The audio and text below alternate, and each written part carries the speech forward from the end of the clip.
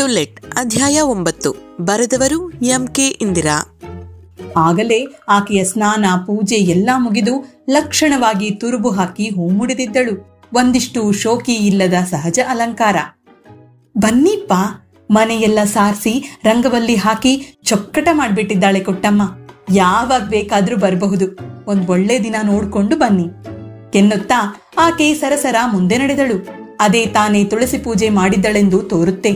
ತುಳಸಿ ಕಟ್ಟೆ ನೆನೆದಿತ್ತು, ಅರಿಸಿನ ಕುಂಕುಮ ಹಚ್ಚಿತ್ತು, ಗಂಧದ ಕಡ್ಡಿ ಹೊಗೆಯಾಡುತ್ತಿತ್ತು. ನನಗೆ ಏನೋ ಒಂದು ಥರ ಸಮಾಧಾನವಾಯಿತು. ಆಕೆ ಮನೆಯೊಳಗೆ ನಮ್ಮೆಲ್ಲರನ್ನೂ ಕರೆದೊಯ್ದಳು. ಶ್ಯಾಮ ನನ್ನನ್ನು ತಿವಿದು ಅಮ್ಮ ಅಮ್ಮ, ಇದೇ ಏನಮ್ಮ ನಮ್ಮನೆ ಎಂದು ಕೇಳಿದ. ನಾನು ಮನೆ ನೋಡುತ್ತಲೇ, ಹೌದು ಕಣೋ, ಇದೇ ಮನೆ ಎಂದೆ. ಮನೆಯೆಲ್ಲ ತುಂಬಾ ಕ್ಲೀನ್ ಆಗಿತ್ತು. ನಮ್ಮವರು ಹೇಳಿದರು, ಬಹುಶಃ ನಾಳೆ ಬರುತ್ತೆ ಸಾಮಾನು, ಸೀದಾ ಇಲ್ಲಿಗೆ ತರ್ತೀನಿ. ನಾಡಿದ್ದೆಲ್ಲ ಬಂದ್ಬಿಡ್ತೀವಿ ಮನೆಗೆ. ನಾಡಿದ್ದು ಗುರುವಾರ, ಅಷ್ಟಮಿ, ಒಳ್ಳೆ ದಿನ. ಆಕೆ ಮುಖ ಅರಳಿಸಿ, ಹಾಗೆ ಮಾಡಿಪ್ಪ, ನಿಮ್ಮಿಷ್ಟ. ಇಕ್ಕೊಳ್ಳಿ, ಇವತ್ತೇ ಮನೆ ಬೀಗದ ಕೈ ನೀವೇ ತಗೊಂಡು ಹೋಗಿ. ಯಾವಾಗ ಬೇಕಾದ್ರೂ ಬನ್ನಿ. ನಮ್ ಯಜಮಾನ್ರು ಬಂದಿದ್ದಾರೆ ನಿನ್ನೆ ರಾತ್ರಿ. ತಿರ್ಗಾ ನಾಳೆನೆ ಹೊರಟ್ಬಿಡ್ತಾರೆ. ಅವ್ರಿಗೇನು ಒಂದು ಕೆಲಸವೇ. ಒಂದಿನ ಹಾಯಾಗಿ ಮನೇಲಿರಿ ಅಂದ್ರೆ ಇರೋದೇ ಇಲ್ಲ. ಏನ್ ಮಾಡ್ತೀರಿ? ಅವರ ಜಾಯಮಾನನೇ ಅಷ್ಟು. ಓ, ಆ ಕಾರು ಅವರದ್ದೇ ಇರಬಹುದು ಅಂದುಕೊಂಡೆ. ಮತ್ತೆ ಬಾಗಿಲಿಗೆ ಬೀಗ ಹಾಕಿ ಬೀಗದ ಕೈಯನ್ನು ನನ್ನ ಕೈಗೆ ಕೊಟ್ಟರು ಆಕೆ. ನಮ್ಮ ಮನೆಯ ಬಾಗಿಲಿಗೂ ಅರಿಸಿನ ಕುಂಕುಮ ಇಟ್ಟಿದ್ದರು. ಇವನು ನಿಮ್ಮ ಮಗನಾ ಎಂದು ಶ್ಯಾಮನನ್ನು ನೋಡುತ್ತಾ ಕೇಳಿದರು. ಇವನೇ ಕೊನೆ ಮಗ ಶ್ಯಾಮ ಎಂದೇ ಸ್ವಲ್ಪ ನಗುತ್ತಾ. ಹಾಗಾದ್ರೆ ಎಷ್ಟು ಜನ ಮಕ್ಕಳು ನಿಮ್ಗೆ? 3 ಜನ, 1 ಹೆಣ್ಣು 2 ಗಂಡು. ಬನ್ನಿಮ್ಮ, ಕುಂಕುಮ ತಗೊಂಡು ಹೋಗಿ ಅನ್ನುತ್ತಾ ಪಕ್ಕದ ಬಾಗಿಲಿನಿಂದಲೇ ಒಳಹೋದರು. ನಾವು ಮುಂದಿನ ಬಾಗಿಲಿನಿಂದ ವರಾಂಡಾದೊಳಕ್ಕೆ ಕಾಲಿಟ್ಟರೆ ಅಲ್ಲಿಯೇ ಕುಳಿತಿದ್ದಾರೆ ಆತ. ಮನೆಯ ಯಜಮಾನರು ಪೇಪರ್ ಓದುತ್ತಾ ಕುಳಿತಿದ್ದರು. ಸುಮಾರು 50 ವರ್ಷದ ಪ್ರಾಯ. ಪಿನ್ಲೆ ಕಚ್ಚೆ ಪಂಚೆ, ಜುಬ್ಬ ಧರಿಸಿದ್ದಾರೆ. ನೆರೆತ ಕ್ರಾಪು, ಕನ್ನಡಕ, ಅಜಾನುಬಾಹು, ತುಸು ಕೆಂಪನೆಯ ಮನುಷ್ಯ. ನಮ್ಮನ್ನು ಕಂಡೊಡನೆ, ಬನ್ನಿ ಸರ್, ಕೂತ್ಕೊಳ್ಳಿ ಎಂದು ತಾವು ಕುಳಿತಲ್ಲಿಂದ ಎದ್ದು ಇಬ್ಬರಿಗೂ ಕುರ್ಚಿ ತೋರಿಸಿ ನನ್ನ ಕಡೆ ತಿರುಗಿ, ಹೋಗಿಮ್ಮ ಒಳಗೆ ಎಂದವರೇ. ಲೇ ತುಂಗಾ, ಎಲ್ ಹೋದೆ ಎನ್ನುತ್ತಾ ಪಕ್ಕದ ಬಾಗಿಲಿನಿಂದ ಮರೆಯಾದರು. ಇದೇ ರೀ, ಇಲ್ಲೇ ಇದ್ದೀನಿ, ಬಂದೆ ಎನ್ನುತ್ತಾ ತಟ್ಟೆಯಲ್ಲಿ ಮೂಸಂಬಿ ಹಣ್ಣು, ಎಲೆ ಅಡಿಕೆ ಸಹಿತ ಬಂದು ನನ್ನ ಮುಂದೆ ಹಿಡಿದು ನಿಂತಳು. ಅರೆ, ದಿನ ದಿನ ಇದೆಲ್ಲ ಯಾಕೆ ಎಂದೇ ಸಂಕೋಚದಿಂದ. ಅರೆ, ಫಲ ತಾಂಬೂಲ ಕೊಟ್ರೆ ಹಾಗನ್ಲೇಬಾರ್ದು ಮುತ್ತೈದೇರು. ನಾವು ಕೊಡ್ಬೇಕು, ನೀವ್ ತಗೊಳ್ಬೇಕು, ಅದೇ ಅಲ್ವೇ ಲಕ್ಷಣ. ಆಕೆ ಸಹಜವಾಗಿ ಹೇಳಿದಳು. ನನಗೆ ನಾಚಿಕೆಯಾಯಿತು. ಕುಂಕುಮ ಇಟ್ಟುಕೊಂಡು ತಾಂಬೂಲ ತೆಗೆದುಕೊಳ್ಳುವ ಹಾಗೆ ಒಂದು ಬಾರಿ ಆಕೆಯ ಮುಖದ ಕಡೆಗೆ ನೋಡಿದೆ. ಒಳ್ಳೆ ಸಿರಿಮುಖ, ಕೆನ್ನೆಗೆ ಲೇಪಿಸಿಕೊಂಡ ಅರಿಸಿನ ತಿಳಿ ತಿಳಿಯಾಗಿ ಕಾಣುತ್ತಿತ್ತು. ನಮ್ಮ ಶ್ಯಾಮನ ಕೈಗೂ ಒಂದು ದೊಡ್ಡ ಮೂಸಂಬಿ ಹಣ್ಣು ಬಂದಿತ್ತು. ಅಶ್ವತ್ಥ ಮಾತ್ರ ದಂಗಾಗಿ ಕುಳಿತಿದ್ದ. ನಾವು ಆಕೆಯಿಂದ ಅಪ್ಪಣೆ ಪಡೆದು ಹೊರಟೆವು. ಆದರೆ ಆ ಪುಣ್ಯಾತ್ಮ ಮನೆ ಯಜಮಾನ ಅನ್ನಿಸಿಕೊಂಡವನು ಮತ್ತೆ ಹೊರಗೆ ತಲೆ ಹಾಕಲೇ ಇಲ್ಲ. ಆದರೆ ಈ ದಿನ ನನಗೆ ಸಮಾಧಾನವಿತ್ತು. ಪುಟ್ಟಣ್ಣೋರು ಹೇಳಿದ ಮಾತು ಮರೆತೇ ಹೋಯಿತು. ದಾರಿಯಲ್ಲಿ ಬರುವಾಗ ಅಶ್ವತ್ಥ ಹೇಳಿದ, ಚಿಕ್ಕಪ್ಪ, ನಿಮ್ ಪುಣ್ಯ, ಈ ಊರ್ನಲ್ಲಿ ಇಂಥ ಮನೆ ನಿಮಗೆ 50 ರೂಪಾಯಿಗೆ ಸಿಕ್ಕಿರೋದು. ಅದು ಒಂದೇ 1 ತಿಂಗಳ ಅಡ್ವಾನ್ಸು. ನೋಡಿ, ಇನ್ ಈ ಊರ್ನಲ್ಲಿ ಇರೋ ತನಕ ಈ ಮನೆ ಮಾತ್ರ ಬಿಡಬೇಡಿ. ಮನೆಯವರು ಬಂಗಾರದಂಥ ಜನ. ಮನೆ ಏನ್ ಶೋಕಾಗಿದೆ. 40 ರೂಪಾಯಿ ಬಾಡಿಗೆ ಕೊಟ್ಕೊಂಡು ನೋಡ್ತಿದ್ದೀರಲ್ಲ ನಮ್ ನರ್ಕಾನ. ನನಗೂ ಅದು ನಿಜವೆನಿಸಿತು. ಮರುದಿನವೇ ನಮ್ಮ ಸಾಮಾನುಗಳು ಬಂದವು. ನಮ್ಮವರು ಅವುಗಳನ್ನು ಸೀದಾ ಹೊಸ ಮನೆಗೆ ಸಾಗಿಸಿ ಬಂದರು. ಅದರ ಮರುದಿನವೇ ನಾವು ಮನೆಗೆ ಹೋದದ್ದು. ಶಾಸ್ತ್ರೋಕ್ತವಾಗಿ ಹಾಲು ಉಕ್ಕಿಸಿ ಬಾಗಿಲಿಗೆ ಪೂಜೆ ಮಾಡಿ ಅಡುಗೆ ಮಾಡಿಯಾಯಿತು. ಆ ದಿನ ರುಕ್ಕಮ್ಮ ನೆರವಿಗೆ ಬಂದಳು. ಭಾನುವಾರ ಅವರ ಮನೆಯವರಿಗೆಲ್ಲ ಊಟಕ್ಕೆ ಹೇಳಿದ್ದೆ.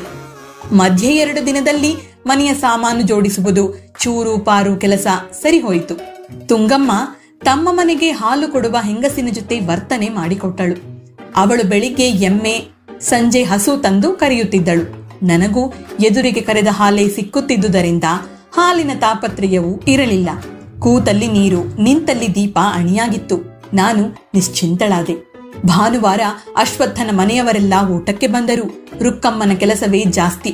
ಊಟ ಮಾಡುವಾಗ ನಮ್ಮವರು ಅಂದರು, ಪಾಪ ಕಣೆ, ಆ ಕೋದಂಡು ನಮ್ಗೋಸ್ಕರ 2 ದಿನ ಅಲ್ದ, ಮುಂದಿನ ಭಾನುವಾರ ಅವರಿಬ್ಬರನ್ನೂ ಊಟಕ್ಕೆ ಕರಿಬೇಕು. ಸಂಜೆ 5ರವರೆಗೂ ಇದ್ದು ಅಶ್ವತ್ಥನ ಸಂಸಾರ ತೆರಳಿತು. ನನಗಂತೂ ತುಂಬಾ ಆಲಸ್ಯವಾಗಿದ್ದರಿಂದ ರಾತ್ರಿ 8ವರೆಗೆ ಮಲಗಿಬಿಡುತ್ತಿದ್ದೆ. ನಮ್ಮವರಿಗೆ ಇನ್ನೂ 8 ದಿನ ರಜೆ ಇದ್ದುದರಿಂದ ಈ ಅವಧಿಯಲ್ಲಿ ರೇಷನ್ ಕಾರ್ಡ್ ಮಾಡಿಸುವುದಕ್ಕಾಗಿ ಅಲೆದಾಟವಾಯಿತು. ವರ್ಷಕ್ಕಾಗುವಷ್ಟು ಅಕ್ಕಿ ನಮ್ಮ ಹತ್ತಿರ ಇದ್ದರೂ ಸಕ್ಕರೆ ಗೋಧಿಗಳಿಗಾಗಿ ಕಾರ್ಡ್ ಮಾಡಿಸಲೇಬೇಕಾಯ್ತು. ರುಕ್ಕಮ್ಮ ಮೊದಲೇ ಹೇಳಿಬಿಟ್ಟಿದ್ದಳು, ನೀವು ಕಾರ್ಡ್ ಮಾಡಿಸಿ ಚಿಕ್ಕಪ್ಪ, ಅಕ್ಕಿ ನಾವಾದ್ರೂ ತಗೋತೀವಿ, ಸಕ್ಕರೆ ಗೋಧಿ ನೀವ್ ತಗೊಳ್ಳಿ ಅಂತ. ನಮ್ಮ ಮನೆಯ ಅಕ್ಕಿ ಅವಳಿಗೆ ಕೊಟ್ಟಾಗ ಅವಳಿಗಾದ ಸಂತಸ ಅಷ್ಟಿಷ್ಟಲ್ಲ. ಎಲ್ಲ ಸರಿಯಾಯಿತು. ನಮ್ಮವರು ಆಫೀಸ್ಗೆ ಹೋಗಲು ಶುರು ಮಾಡಿದರು. ಶ್ಯಾಮನನ್ನು ಹತ್ತಿರವೇ ಇದ್ದ ಒಂದು ಪ್ರೈಮರಿ ಸ್ಕೂಲ್ಗೆ ಸೇರಿಸಿದ್ದು ಆಯಿತು. ಈಗ ಅವರು 10 ಗಂಟೆಗೆ ಆಫೀಸ್ಗೆ ಹೋಗುವರು. ಶ್ಯಾಮ ಬೆಳಿಗ್ಗೆ 8 ಗಂಟೆಗೆ ಹೋಗಿ 11 ಗಂಟೆಗೆ ಬರುತ್ತಿದ್ದ. ಮನೆಯ ಎಲ್ಲಾ ಕೆಲಸ 11 ಗಂಟೆಗೆ ಮುಗಿದು ಹೋಗುತ್ತಿತ್ತು. ಇನ್ನು ಸಂಜೆ 5 ಗಂಟೆಯವರೆಗೆ ಕೆಲಸವೇ ಇಲ್ಲ. ವರಾಂಡಾದ ಕುರ್ಚಿಯಲ್ಲಿ ಕುಳಿತು ಏನಾದರೂ ಪುಸ್ತಕ ಓದುವುದು, ಅಕ್ಕಿ ಆರಿಸುವುದು, ಮತ್ತೆ 1 ಗಳಿಗೆ ನಿದ್ದೆ ಮಾಡುವುದು, ಹೀಗೆ ಹೊತ್ತು ಕಳೆಯಬೇಕಾಗಿತ್ತು. ಶ್ಯಾಮ ಆಗಲೇ ಅಲ್ಲಿ 4-6 ಮಂದಿ ಗೆಳೆಯರನ್ನು ಸಂಪಾದಿಸಿಕೊಂಡಿದ್ದ. ಉಂಡು ಹೊರಗೆ ಹೊರಟನೆಂದರೆ ತಂದೆ ಮನೆಗೆ ಬರುವ ವೇಳೆಗೆ ಅವನು ಬರುತ್ತಿದ್ದುದು. ಅಲ್ಲದೆ ಈಗ ಕುಟ್ಟಮ್ಮನಿಗೆ ಅವನು ಬಹಳ ಪ್ರಿಯನಾಗಿದ್ದ. ಶ್ಯಾಮಪ್ಪ, ಹೇ ಶ್ಯಾಮಪ್ಪ ಎನ್ನುತ್ತಾ ಅವಳು ಯಾವಾಗಲೂ ಅವನನ್ನು ಮುದ್ದು ಮಾಡುವಳು. ಕೆಲಸ ಮಾಡುತ್ತಲೇ ಕುಟ್ಟಮ್ಮ, ಶ್ಯಾಮ ಇಬ್ಬರು ಕಣ್ಣ ಮುಚ್ಚಾಲೆ ಜೂಟಾಟ ಆಡುವುದುಂಟು. ಅಂಗಳದಲ್ಲಿ ಅವಳು ಆನೆಯಾಗಿ, ಇವನು ಮಾಬಟಿಗನಾಗಿ ಆಟ ಆಡುವರು. ಅವಳಿಗೋ ಸದಾ ಕೆಲಸವಿದ್ದೇ ಇರುವುದು. ಆ ಕೆಲಸದ ನಡುವೆಯೇ ಇವರ ಆಟ ನಡೆಯುತ್ತಿರುವುದು. ಏನಾದರೂ ಮನೆಯ ಯಜಮಾನಿ ಅವಳನ್ನು ಬೈಯುತ್ತಿರಲಿಲ್ಲ. ಹೇಳುವುದನ್ನು ಒಳ್ಳೆಯ ಮಾತಿನಲ್ಲೇ ಹೇಳುತ್ತಿದ್ದಳು. ಪ್ರತಿದಿನ ಬೆಳಗಿನ ಜಾವದಲ್ಲೇ ಕುಟ್ಟಮ್ಮ ತಮ್ಮ ಅಂಗಳ ಸಾರಿಸುವಾಗ ನಮ್ಮ ಅಂಗಳವನ್ನು ಸಾರಿಸಿ ರಂಗವಲ್ಲಿಯನ್ನು ಹಾಕಿಬಿಡುತ್ತಿದ್ದಳು. ಮಧ್ಯೆ ತುಳಸಿ ಕಟ್ಟೆ ಇದ್ದುದರಿಂದ ದಿನವೂ ನೀರು ಹೊಯ್ದು ತೊಳೆಯುವುದು ಅವಳ ಅಭ್ಯಾಸ. ಒಂದೇ ಅಂಗಳವಾದ್ದರಿಂದ ಎಲ್ಲವನ್ನೂ ತೊಳೆಯುವಳು. ನಾನು ಏಳುವುದರೊಳಗೆ ನಮ್ಮ ಮನೆ ಬಾಗಿಲಿಗೆ ರಂಗವಲ್ಲಿ ಬಿದ್ದಿರುತ್ತಿತ್ತು. ಬೇಡ ಎಂದರೆ ಅವಳು ಕೇಳುತ್ತಲೇ ಇರಲಿಲ್ಲ. ನಾನು ಮಡಿಯೊಡುವ ವೇಳೆಗೆ ಯಜಮಾನಿ ತುಳಸಿ ಪೂಜೆಗೆ ಬರುವಳು. ಶ್ಯಾಮ ಶಾಲೆಗೆ ಹೋಗುವಾಗ ಅವನಿಗೆ ಪ್ರತಿದಿನ ತುಳಸಿ ನೈವೇದ್ಯದ ಹಣ್ಣು, ಕಲ್ಲು ಸಕ್ಕರೆ ಇಲ್ಲವೇ ದ್ರಾಕ್ಷಿ ಏನಾದರೊಂದು ಸಿಗುತ್ತಿತ್ತು. ದಿನಾಗ್ಲೂ ತುಳಸಿಗೆ ನಮಸ್ಕಾರ ಮಾಡಿ ಸ್ಕೂಲಿಗೆ ಹೋಗು, ನೀನು ಜಾಣನಾಗ್ತೀಯ ಎನ್ನುವಳು ತುಂಗಮ್ಮ. ತಿಂಡಿಯ ಆಸೆಗೆ ಅವನು ದಿನವೂ ತುಳಸಿಗೆ ನಮಸ್ಕಾರ ಮಾಡುವುದನ್ನು ಅಭ್ಯಾಸ ಮಾಡಿಕೊಂಡ. ಕುಟ್ಟಮ್ಮ ಆ ಕಾಂಪೌಂಡಿನ 4-5 ಮನೆಗಳಲ್ಲೂ ಓಡಾಡುವಳು. ಎಲ್ಲರಲ್ಲೂ ಒಂದೇ ಬಗೆಯ ನಡವಳಿಕೆ. ಕೆಲಸ ಮಾಡುತ್ತಾ ಅವಳು ತನ್ನ ಒಡತಿಯ ಗುಣಗಾನ ಮಾಡುವಳು. ತನ್ನ ಕಷ್ಟ ಸುಖ ಎಲ್ಲಾ ಹೇಳಿದಳು. ಈ ಯಜಮಾನಿ ತನ್ನನ್ನು ಕಾಪಾಡುತ್ತಿರುವುದನ್ನು ಹೇಳಿದಳು. ಸುಮಾರು 15 ವರ್ಷಗಳಿಂದ ತಾನು ತುಂಗಮ್ಮನ ಜೊತೆಗೆ ಇರುವುದನ್ನೂ ಹೇಳಿದಳು. ತುಂಗಮ್ಮನ ಮನೆಗೆ ಹೋಗಿ ಬರುವವರು ಬಹಳ. ಆಕೆಯ ಅಕ್ಕ ತಂಗಿಯರು, ಓರಗಿತ್ತಿಯರು, ಅವರ ಮಕ್ಕಳು, ಹೀಗೆ ಒಬ್ಬಿಬ್ಬರಲ್ಲ. ಗಂಡಸರು ಹೆಂಗಸರು ಬಂದರೆ ಆ ಕಾಂಪೌಂಡಿನ 4 ಮನೆಗಳಲ್ಲೂ ನುಲಿದಾಡುವರು. ಎಲ್ಲ ಶ್ರೀಮಂತರ ತಂಡ. ಏನಾದರೂ ತುಂಗಮ್ಮನನ್ನು ಕೇಳೋಣವೆಂದು ತುದಿ ನಾಲಗೆಯವರೆಗೆ ಬಂದ ಪ್ರಶ್ನೆ ಏಕೋ ಹಿಂಜರಿದು ಹೋಗುವುದು. ಕೆಲವು ದಿನ ಉಪಾಯವಾಗಿ ಕುಟ್ಟಮ್ಮನನ್ನು ಕೇಳಿದರೆ ಅವಳು ನನಗಿಂತ ಉಪಾಯವಾಗಿ ಉತ್ತರ ಹೇಳುವಳು. ತುಂಬಿದ ಮನೆ ತಾಯಿ ಇವ್ರದ್ದು, ಯಾ ಪಾಟಿ ಜನ ಅವ್ರೆ ಅಂತ ಮಾಡಿದ್ದೀರಿ ಈ ಊರಾಗೆ. ನಮ್ ಸ್ವಾಮಿಯವರು ಅಷ್ಟೇ, ಬಂಗಾರದಂತ ಮನಸ್ಸು. ದುಡ್ಡು ಕೊಟ್ಬಿಟ್ಟು ಹೊಂಟೋದ್ರೆ ನೀನ್ ಏನ್ ಮಾಡ್ದೆ, ಏನ್ ಬಿಟ್ಟೆ, ಏನು ಕೇಳಕ್ಕಿಲ್ಲ ನೋಡಿ. ಮತ್ತೆ ಅವಳ ಮಾತು ನಿಜವಾಗಿ ಕಾಣಿಸುವುದು. ಹಣ್ಣು ಹಂಪಲು, ಹಾಲು, ತುಪ್ಪ, ತರಕಾರಿಗಳ ಸೂರೆ ಮನೆಯಲ್ಲಿ. ಒಡವೆ ವಸ್ತ್ರಗಳಿಗಂತೂ ಮಿತಿಯಿಲ್ಲ. ಬಂದು ಹೋಗುವವರಿಗೆ ಲೆಕ್ಕವೂ ಇಲ್ಲ. ಬೆಳಗಿನಿಂದ ಸಂಜೆವರೆಗೆ 10-8 ಕಾರುಗಳು ಮನೆಗೆ ಬಂದು ಹೋಗುವುದು. ಬರುವವರೆಲ್ಲ ಸೂಟು ಬೂಟಿನವರೇ. ಬಂದವರಿಗೆಲ್ಲ ಒಂದೊಂದು ವಾವೆ ವರಸೆ ಹೇಳುವಳು ಕುಟ್ಟಮ್ಮ. ನಾನಾಗಿಯೇ ಉಳಿದ 4 ಮನೆಗಳ ಒಳಗೆ ಹೋಗಿ ಪರಿಚಯ ಮಾಡಿಕೊಳ್ಳಲು ಹಿಂಜರಿದೆ. ಅದು ಯಾಕೋ ನನಗೆ ತಿಳಿಯದು. ಆ 4 ಮನೆಗಳಲ್ಲಿ ಇದ್ದವರೆಲ್ಲ ಬರೀ ಹುಡುಗಪಾಳ್ಯ. ಪ್ರತಿದಿನ ಮಧ್ಯಾಹ್ನ 8-10 ಜನ ಒಟ್ಟಾಗಿ ಸಿನಿಮಾಕ್ಕೆ ಹೋಗುವರು. ನಾನು ಮೊದಲ ದಿನ ನೋಡಿದ 2 ಹುಡುಗಿಯರು ಸಾಮಾನ್ಯವಾಗಿ ತುಂಗಮ್ಮನ ಮನೆಯ ಮಹಡಿಯ ಮೇಲೆ ಇರುವರು. ಅವರು ಹಿತ್ತಲ ವರಾಂಡಾಕ್ಕೆ ಬರುತ್ತಿದ್ದುದೇ ಅಪರೂಪ. ಒಂದು 15 ದಿನವಾದರೂ ಒಂದು ದಿನವೂ ನಾನು ಅವರೊಡನೆ ಮಾತಾಡಿರಲಿಲ್ಲ. ಅವರು ನಮ್ಮ ಮನೆಯ ತನಕ ಬಂದೂ ಇರಲಿಲ್ಲ. ಈ ಮಧ್ಯೆ ಒಂದು ದಿನ ಕೋದಂಡು ಲಕ್ಷ್ಮಿ ಬಂದು ನಮ್ಮ ಮನೆಯನ್ನು ಬಹಳ ಮೆಚ್ಚಿ ಹೋಗಿದ್ದರು. ನಾವು ರಾತ್ರಿ 8:30, 9 ಗಂಟೆಗೆಲ್ಲ ಮಲಗಿಬಿಡುತ್ತಿದ್ದೆವು. ನಾವು ಮಲಗಿದ್ದರೂ ತುಂಗಮ್ಮನ ಮನೆಯ ಮುಂದೆ ಕಾರುಗಳು ಬಂದು ನಿಲ್ಲುವುದು, ಹೊರಡುವುದು ಎಲ್ಲಾ ಸದ್ದು ಕೇಳಿಸುತ್ತಿತ್ತು. ನಾನು 4 ಬಾರಿ ನಮ್ಮವರೊಡನೆ ತುಂಗಮ್ಮನ ಮನೆಯ ವಿಷಯವಾಗಿ ಮಾತಾಡಿದೆ. ಆದರೆ ಅವರು ನಕ್ಕು ಬಿಡುತ್ತಿದ್ದರು. ಅಯ್ಯೋ, ಯಾರೋ ಏನೋ, ಏನಾದ್ರೂ ಮಾಡ್ಕೊಳ್ಳಿ, ನಮಗ್ ಯಾಕೆ ಬೇಕು ಅವ್ರ ಸುದ್ದಿ ಅಂತೀನಿ. ದೊಡ್ಡ ಮನುಷ್ಯರ ಮನೆಯವರು, ಅವರ ಕಾರ್ಬಾರು ನಮಗೇನ್ ಗೊತ್ತೋ ಎಂದು ಉದಾಸೀನವಾಗಿದ್ದು ಬಿಟ್ಟರು. ಒಂದು ದಿನ ನಡುರಾತ್ರಿ, ಅಂದರೆ ಸುಮಾರು 1 ಗಂಟೆ ಇರಬಹುದು, ನಾನು ಬಚ್ಚಲು ಮನೆಗೆ ಹೋಗಲು ಎದ್ದು ವರಾಂಡಾದ ದೀಪ ಹಾಕಿದೆ. ವರಾಂಡಾದ ಪಕ್ಕಕ್ಕೆ ಬಚ್ಚಲು ಮನೆ. ಹೊರಗಡೆ ಚೆನ್ನಾಗಿ ಕಾಣಿಸಿತು. ತುಂಗಮ್ಮನ ಮನೆಯ ಮಹಡಿಯ ದೀಪ ಢಾಳಾಗಿ ಉರಿಯುತ್ತಿತ್ತು. ಹಾಗೆ ನಮ್ಮ ಮನೆಯ ಎದುರಿನ ಕಿಟಕಿಯಲ್ಲೂ ಕಾಣಿಸಿತು. ಮಂದವಾದ ಬೆಳಕು. 2 ಕಿಟಕಿಗೂ ದಪ್ಪ ದಪ್ಪ ಪರದೆ ಹಾಕಿತ್ತು. ಇನ್ನು ಊರೊಳಗಿನ ಸದ್ದು ಅಡಗಿರಲಿಲ್ಲ. ದೂರ ದೂರದ ಸ್ಕೂಟರ್, ಕಾರುಗಳ ಸದ್ದು ಕೇಳುತ್ತಲೇ ಇತ್ತು. ಯಾರೋ ಗೇಟು ತೆಗೆದು ಒಳಬಂದ ಸದ್ದು. ನಾನು 1 ಗಳಿಗೆ ನಡುಗಿದೆ. ಹಾಗೆ ವರಾಂಡಾದ ದೀಪ ಆರಿಸಿ ಕಟಾಂಜನದ ಬಳಿ ಬಂದು ನಿಂತೆ. ಮಹಡಿಯ ಕಿಟಕಿಯ ಕಡೆ ನೋಡಿದೆ. ಹೆಂಗಸಿನ ಕುಲುಕುಲು ನಗೆಯ ಸದ್ದು, ಮತ್ತೆ ಗಂಟಸಿನ ತೇಲುದನಿ, ಮತ್ತೆ ಆ ಮನೆಯ ಮುಂಬಾಗಿಲು ಹಾಕಿದ ಚಿಹ್ನೆ. ನನಗೆ ಹೇಗೋ ಆಯಿತು. ಮನೆಯ ಬಾಗಿಲ ಬೋಲ್ಟ್ಗಳನ್ನು ಮತ್ತೊಂದು ಸಾರಿ ಮುಟ್ಟಿ ನೋಡಿ ಕತ್ತಲೆಯಲ್ಲಿ ಸದ್ದಿಲ್ಲದೆ ಬಂದು ಮಲಗಿದೆ. ಆದರೆ ನಿದ್ರೆ ಹೇಗೆ ಬರಬೇಕು? ಆತ ಊರಲ್ಲಿಲ್ಲ. ಅರ್ಧ ರಾತ್ರಿಯವರೆಗೆ ಇದೆಂಥ ಕಾರುಬಾರು? ಮನಸ್ಸಿಗ್ಯಾಕೋ ಮುಜುಗರವಾಯಿತು. ಬೆಳಿಗ್ಗೆ ಕುಟ್ಟಮ್ಮನನ್ನು ಕೇಳಿದರೆ ತಾನೇ ವಿಷಯ ತಿಳಿಯುತ್ತೆ ಅಂದುಕೊಂಡು ಮಲಗಿಕೊಂಡೆ. ಮರುದಿನ ಕುಟ್ಟಮ್ಮ ಬಟ್ಟೆ ಒಗೆಯುವಾಗ ನಾನು ಸಹಜವಾಗಿ ಎಂಬಂತೆ ಕೇಳಿದೆ, ರಾತ್ರಿ 1 ಗಂಟೆಯಲ್ಲಿ ನಿಮ್ಮನೆ ಮಹಡಿಲಿ ದೀಪ ಹಾಕಿತ್ತು, ಎಲ್ಲೋ ಆರ್ಸೋದು ಮರ್ತು ಬಿಟ್ಟಿದ್ರೋ ಏನೋ? ಅವಳು ನನಗಿಂತ ಹುಷಾರಿ. ಕೂಡಲೇ ಉತ್ತರ ಹೇಳಿದಳು, ಓ ಆವಾಗ್ಲಾ ನಾನು ಎದ್ದಿದ್ದೆ ಅಮ್ನೋರೆ. ಚಿಕ್ಕಸ್ವಾಮಿಯವ್ರ ರಾತ್ರಿ ಸಿನಿಮಾಕ್ ಹೋಗಿದ್ರಂತೆ. ಬರುವಾಗ ಗಂಟೆ 12 1 ಆಗಿತ್ತು. ನಾನೇ ಅಲ್ವಾ ಬಾಕ್ಲು ತೆಗ್ದದ್ದು. ಅವ್ರು ಮನಿ ಕಾಣೋದು ಮಾಡಿ ಮೇಲೆ, ಆಗ್ಲೇ ದೀಪ ಹಾಕುದ್ರೋ ಏನೋ. ಅವಳ ಮಾತೇನು ಸುಳ್ಳಾಗಿ ಕಾಣಲಿಲ್ಲ. ಸೆಕೆಂಡ್ ಶೋ ಸಿನಿಮಾ ಬಿಡುವ ವೇಳೆಯೇ ಅದು. ನನಗೆ ಅಷ್ಟೂ ಹೊಳೆಯಬೇಡ್ವೆ. ನಮ್ಮ ಯಜಮಾನರ ಹತ್ತಿರ ಈ ವಿಷಯವನ್ನೇನು ಹೇಳಲಿಲ್ಲ. ಮನೆಯ ಯಜಮಾನತಿ ಮಾತ್ರ ಅದೇ ರೀತಿ ಇದ್ದಾಳೆ. ಆ ಮಹಾತಾಯಿಗೆ ಅದೆಷ್ಟು ಭಾಷೆ ಮಾತಾಡಲು ಬರುತ್ತದೋ ನಾ ಬೇರೆ ಕಾಣೆ. ನಾನು ಕಂಡಂತೆ ಕನ್ನಡ, ಇಂಗ್ಲಿಷು, ಹಿಂದಿ, ತಮಿಳು, ತೆಲುಗು, ಮರಾಠಿ, ತುಳು, ಮಲಯಾಳಿ, ಕೊಂಕಣಿ, ಅಬ್ಬಬ್ಬಾ ಎಲ್ಲಾ ಭಾಷೆ ಮಾತಾಡುತ್ತಿದ್ದಳು. ಆಕೆಯ ಮನೆಗೆ ಸುಮಾರಾಗಿ ಎಲ್ಲಾ ಭಾಷೆ ಮಾತಾಡುವ ಜನರು ಬರುತ್ತಿದ್ದರು. ಮುಸಲ್ಮಾನರಿಗಿಂತ ಚೆನ್ನಾಗಿ ಉರ್ದುವನ್ನು ಮಾತಾಡುತ್ತಿದ್ದಳು. ನಾನು ಒಂದು ದಿನ ಕೇಳಿದೆ, ಏನ್ರಿ ನೀವ್ ಇಷ್ಟೊಂದು ಭಾಷೆ ಮಾತಾಡ್ತೀರಿ, ಎಲ್ಲ ಕಲ್ತ್ಬಿಟ್ಟಿದ್ದೀರಲ್ಲ, ಹೇಗೆ ಎಂದೆ. ಆಕೆ ನಗುತ್ತಾ ಸೌಜನ್ಯದಿಂದ ಹೇಳಿದಳು, ಅಯ್ಯೋ ಈ ಬೆಂಗಳೂರಿಗೆ ಬಂದ ಮೇಲೆ ತನ್ನಷ್ಟಕ್ಕೆ ತಾನೇ ಎಲ್ಲ ಭಾಷೆನೂ ಬರುತ್ತಮ್ಮ. ಈ ಊರಲ್ಲಿ ಯಾವ ಜನ ಇಲ್ಲ ಅಂತೀರಿ? ನಮ್ಮ ಕುಟ್ಟಮ್ಮನೂ ಎಲ್ಲ ಭಾಷೆ ಮಾತಾಡ್ತಾಳೆ ಗೊತ್ತಾ. ಇನ್ನು 4 ದಿನ ಹೋದ್ರೆ ನೀವು ಎಲ್ಲ ಕಲ್ತ್ಕೊಂಡ್ಬಿಡ್ತೀರಿ. ಆಕೆಯ ಮಾತಿನ ಮೋಡಿಗೆ ಸಿಲುಕಿದವರು ಮುಂದೆ ಮಾತನಾಡಲೇ ಸಾಧ್ಯವಾಗುತ್ತಿರಲಿಲ್ಲ. ಮತ್ತೆ 4 ದಿನ ಕಳೆದಿರಬಹುದು. ಹಾಗೆ ಒಂದು ರಾತ್ರಿ ನಾನು ನೀರು ಕುಡಿಯಲು ಎದ್ದಿದ್ದೆ. ಇನ್ನೇನು ಮಲಗಬೇಕು ಎನ್ನುವಷ್ಟರಲ್ಲಿ ಧಪ್ ಎಂದು ಮನೆಯ ಹಿಂಭಾಗದಲ್ಲೇನೋ ಸದ್ದಾಯಿತು. ದೀಪವಾರಿಸಿ ಹಿಂಭಾಗದ ಕಿಟಕಿ ತೆರೆದು ನೋಡಿದೆ. ನಮ್ಮ ಮನೆಯ ಹಿಂಭಾಗಕ್ಕೆ ಒಂದು ಖಾಲಿ ಸೈಟು. ಈಗ ಅಲ್ಲಿ ಮನೆ ಕಟ್ಟಿಸುತ್ತಿದ್ದಾರೆ. ಇಟ್ಟಿಗೆ, ಮರಳು, ನಾಟ ಎಲ್ಲವೂ ರಾಶಿ ಬಿದ್ದಿದೆ. ಫೌಂಡೇಶನ್ ಮುಗಿದು ಗೋಡೆಗಳು 1-2 ಆಗಲೇ ಮೇಲೆದ್ದಿವೆ. ಅದರ ಪಕ್ಕಕ್ಕೆ ರಸ್ತೆ ಬಂತು. ಅದರ ಪಕ್ಕಕ್ಕೆ ಅಡ್ಡ ಸಾಲು ಮನೆಗಳು. ನಾನು ಕಿಟಕಿ ತೆರೆದಾಗ ತೀರಾ ಮಾಸಲು ಕತ್ತಲು ಮುಸುಕಿತ್ತು. ಸಮರಾತ್ರಿ. ಯಾರೋ 4-6 ಜನರು ತಲೆಯ ಮೇಲೆ ಏನೋ ಹೊತ್ತು ಮೆಲ್ಲಗೆ ಹೆಜ್ಜೆ ಹಾಕುತ್ತಿದ್ದರು. ನನಗೆ ಕಿಟ್ಟನೆ ಕಿರುಚಿಕೊಳ್ಳುವಂತಾಯ್ತು. ಜೊತೆಗೆ ದಿಗಿಲು. ಇವರನ್ನು ಎಬ್ಬಿಸಲೇ ಎಂದು ಯೋಚಿಸಿದೆ. ಯಾತಕ್ಕೆ ಎಬ್ಬಿಸಬೇಕು? ಪಕ್ಕದ ಸೈಟ್ನ ಇಟ್ಟಿಗೆಗಳನ್ನು ಯಾರೋ ಕದ್ದೊಯ್ಯುತ್ತಿದ್ದಾರೆ. ಅಲ್ಲಿಯೇ ವಾಚ್ಮನ್ ಇದ್ದಾನಲ್ಲ, ಅವನು ಚಳಿಗೆ ಹೆದರಿ ಜಿಂಕ್ ಶೀಟ್ನ ಶೆಡ್ನಲ್ಲಿ ಬೆಚ್ಚಗೆ ಮಲಗಿ ನಿದ್ದೆ ಹೊಡೆಯುತ್ತಿದ್ದಾನೆ. ಥೂ, ನನಗ್ಯಾಕೆ ಬೇಕು ಈ ರಗಳೆ?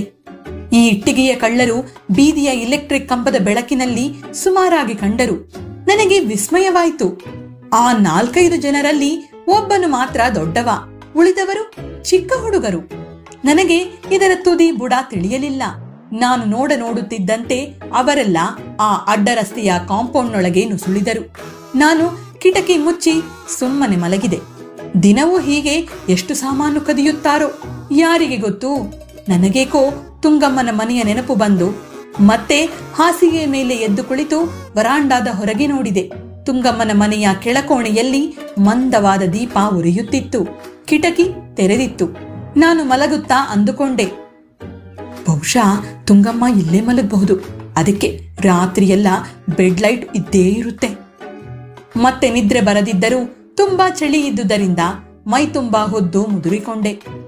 ಬೆಳಿಗ್ಗೆ ಕಾಫಿ ಕುಡಿಯುವಾಗಲೇ ನಾನು ಇವರೊಡನೆ ರಾತ್ರಿ ನಾನು ಕಂಡ ಸುದ್ದಿ ಹೇಳಿದೆ. ಅವರು ಕಾಫಿ ಲೋಟ ಹಿಡಿದೆ ಆ ಕಿಟಕಿಯ ಹತ್ತಿರ ನಿಂತು ನೋಡಿದರು. ನಾನು ಅವರ ಪಕ್ಕದಲ್ಲಿಯೇ ನಿಂತು ಇಟ್ಟಿಗೆ ಕದಿಯುತ್ತಿದ್ದವರ ಮನೆ ತೋರಿಸಿದೆ. ಅವರು ಲೋಟವನ್ನು ಕೆಳಗಿಡುತ್ತಾ ಅಂದರು, ಕರ್ಮ, ಎಲ್ಲಾದ್ರೂ ಹಾಳಾಗ್ಲಿ ಬಿಡು. ಇದು ಲಗಾಯ್ತ್ನಿಂದಲೂ ಹೀಗೆ ನಡೀತಾ ಇದೆಯೋ ಏನ್ ಹಾಳೋ. ಇದಾನಲ್ಲ ವಾಚ್ಮೆನ್ ಸಂಬಳ ತಗೊಂಡು, ಅವನಿಗೆ ಇಲ್ದಿರೋ ಮುತುವರ್ಜಿ ನಮಗ್ಯಾಕೆ? ನೀ ಏನು ಹೇಳಕ್ ಹೋಗ್ಬೇಡ ಅವನ್ಗೆ. ಅವನ್ಗೆ ಎಷ್ಟೋ ಕದ್ದು ಮಾಡ್ಕೋತಾನೆ ಅನ್ಸತ್ತೆ. ತಾನಾಗೆ ಹೋಗೋದೆಷ್ಟೋ ಏನ್ ಕತೆನೋ. ಮನೆ ಕಟ್ಸೋನು ನೆಗದು ಬಿದ್ದು ಹೋಗ್ತಾನೆ ಇಂಥವ್ರಿದ್ರೆ ಅಷ್ಟೇ. ಅದು ಸರಿ ಅನಿಸಿತು ನನಗೆ. ಆ ದಿನ ರಾತ್ರಿಯೂ ಬಹು ಹೊತ್ತಿನವರೆಗೆ ನಿದ್ರೆ ಬರಲಿಲ್ಲ.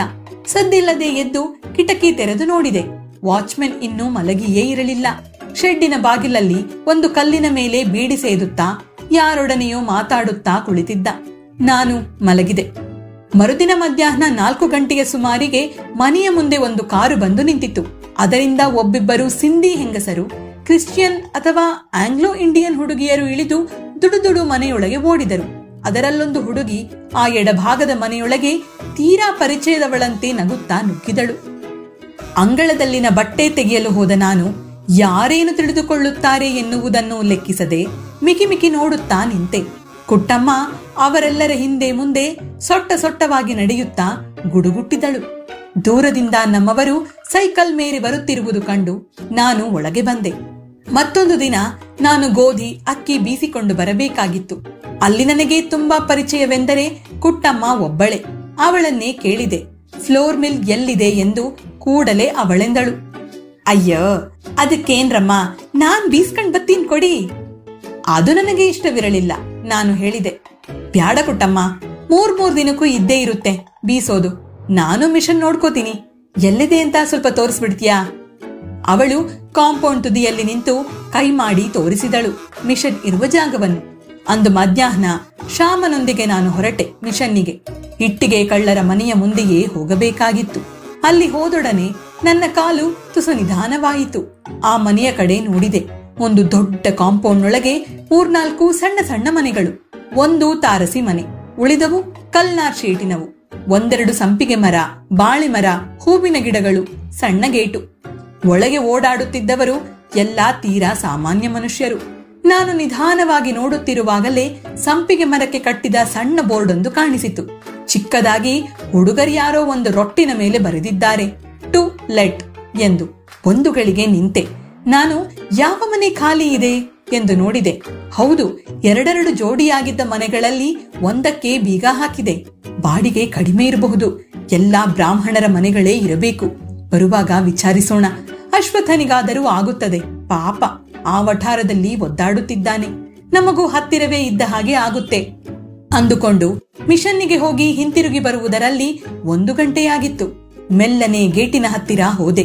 ಶ್ಯಾಮ ಗಳಿಗೆಗೊಂದು ಸಾರಿ ಕೇಳಿದ, ಇದ್ಯಾರ್ ಮನೆನಮ್ಮ, ನಿಂಗ್ ಗೊತ್ತಾ? ಹಾಗೆ ಹೀಗೆ ಎಂದು. ಏ ಬಾರ ಸುಮ್ನೆ ಎಂದು ಮೆಲ್ಲನೆ ಗದರಿಸಿ ಅತ್ತ ನೋಡಿದೆ. ಕಂಕುಳಲ್ಲಿ ವರ್ಷದ ಮಗುವನ್ನೆತ್ತಿಕೊಂಡ ಒಬ್ಬಳು ಹೆಂಗಸು ಮುಂದೆ ಬರುತ್ತಾ, ಯಾರಮ್ಮ, ಯಾರ್ ಮನೆ ಬೇಕಾಗಿತ್ತೋ ಎಂದಳು. ನಾನು ಮೆಲ್ಲನೆ ನಕ್ಕೆ. ಯಾರ್ ಮನೆನೂ ಬೇಡ, ಅದೇ ಬೋರ್ಡ್ ಇತ್ತಲ್ಲ, ಯಾವ ಮನೆ ಖಾಲಿ ಇದೆ ನೋಡೋಣ ಅಂತ ಬಂದೆ. ಓ, ನಿಮಗ ಮನೆ ಎಂದಳಾಕೆ. ನಾನು ನನ್ನ ಪುರಾಣವನ್ನೆಲ್ಲ ಸಂಕ್ಷಿಪ್ತವಾಗಿ ಹೇಳಿ ಮುಗಿಸಿದೆ. ಆಕೆ ನನ್ನನ್ನು ತನ್ನ ಮನೆಯೊಳಗೆ ಕರೆದು ಕೂರಿಸಿ ಕೇಳಿದಳು, ಅಲ್ಲರಿ, ಯಾಕೆ ನಿಮ್ಗೆ ಆ ಮನೆ ಸಮಾಚಾರ ಗೊತ್ತಿಲ್ವೇ? ಪಾಪ ಪರಸ್ಥಳದವ್ರು ನೀವು, ನಿಮ್ಗೆ ಹ್ಯಾಕ್ ತಿಳಿಬೇಕು ಹೇಳಿ? ಇಲ್ಲಿ ಅಕ್ಕಪಕ್ಕದಲ್ಲಿರೋರ್ಗೆ ಎಷ್ಟೋ ಜನಕ್ಕೆ ಗೊತ್ತಿಲ್ಲ ಅನ್ನಿ. ನಮ್ಗ ಆ ಮನೆ ಎದುರಿಗೆ ಇದೆಯಲ್ಲ, ಅವ್ರು ಹೇಳಿದ್ರು ಅಂತ ಇಟ್ಕೊಳ್ಳಿ. ಎಂತ ಮನೆಗ್ ಬಂದ್ಬಿಟ್ಟಿದ್ದೀರಮ್ಮ. ಹೀಗೆ ಇಷ್ಟು ಪೀಠಿಕೆ ಹಾಕುವುದರಲ್ಲಿ 2 ಮನೆಯವರು ಬಂದು ಸೇರಿದರು. ನನ್ನ ವಿಷಯಕ್ಕೆ ಸಹಾನುಭೂತಿ ತೋರಿದರು. ಇಷ್ಟಾದರೂ ಮುಖ್ಯ ವಿಷಯ ಏನೆಂದು ಒಬ್ಬರು ಬೇಗ ಹೇಳಲುಳ್ಳರು. ಅಂತೂ ಮೊದಲು ನನ್ನ ಕರೆದಾಕೆಯೇ ಬಾಯಿ ಬಿಟ್ಟಳು. ಅಯ್ಯೋ, ಅದು ಸೂಳೇರ್ ಮನೆ ಕಣ್ರಿ, ನಿಮ್ಮಂತ ಸಂಸಾರ ಬಂದಿಗರು ಇರೋ ಜಾಗ ಅಲ್ಲ.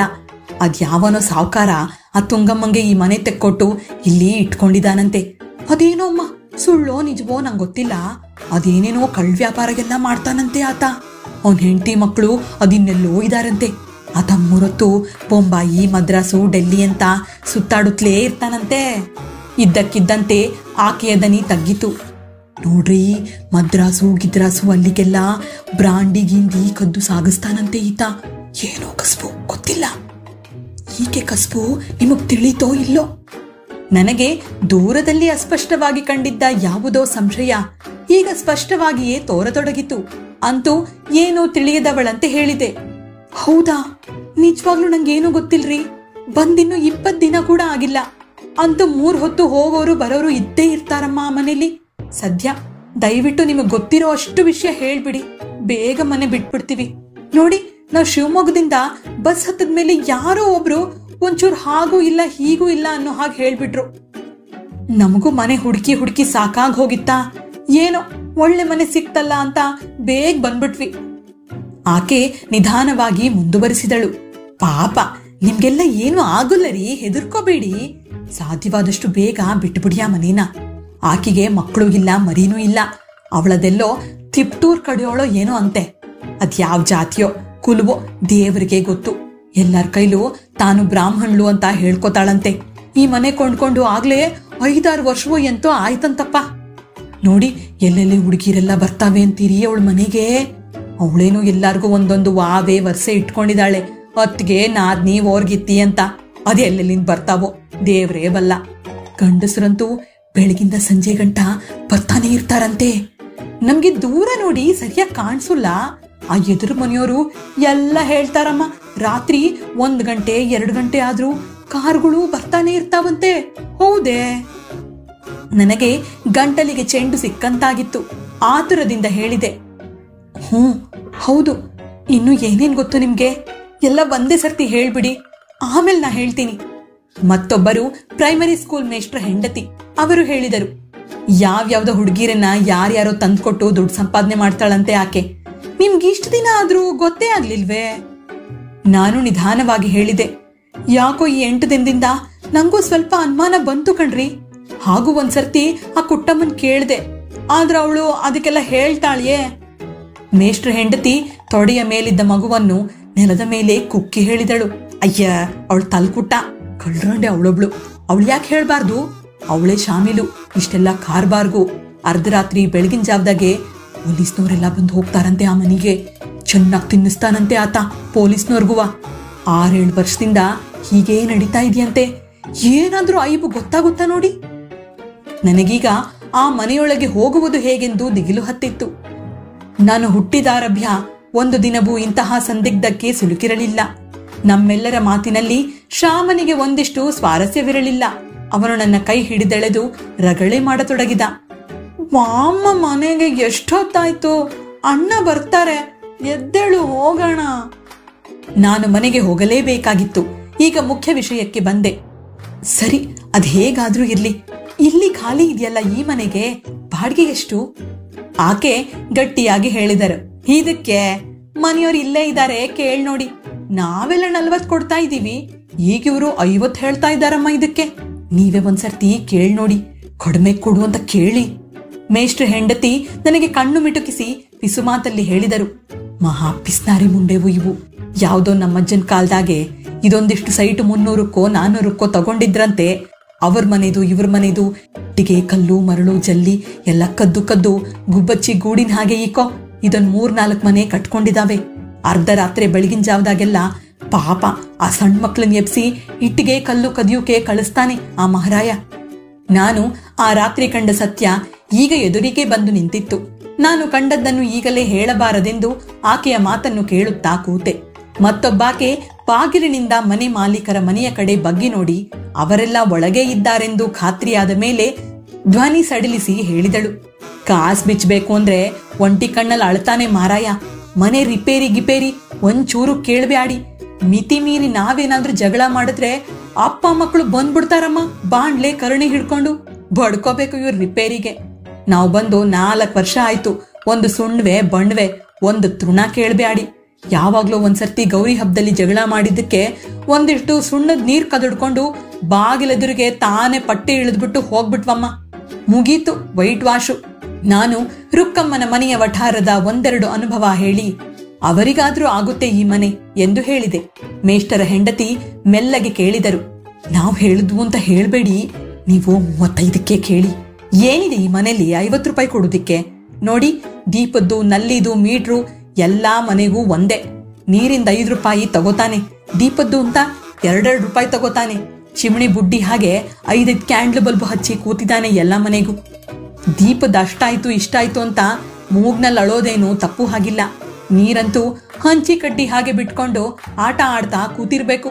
ಹೊತ್ತಾಯ್ತು ಅಂತ ಸ್ವಲ್ಪ ದಪ್ಪಕ್ ಬಿಟ್ಕೊಂಡ್ರೆ ಬಂದ್ಬಿಡ್ತಾನಮ್ಮ ಹಿರಿಮಗ ಇದ್ದಾನಲ್ಲ ದೈತ್ಯ.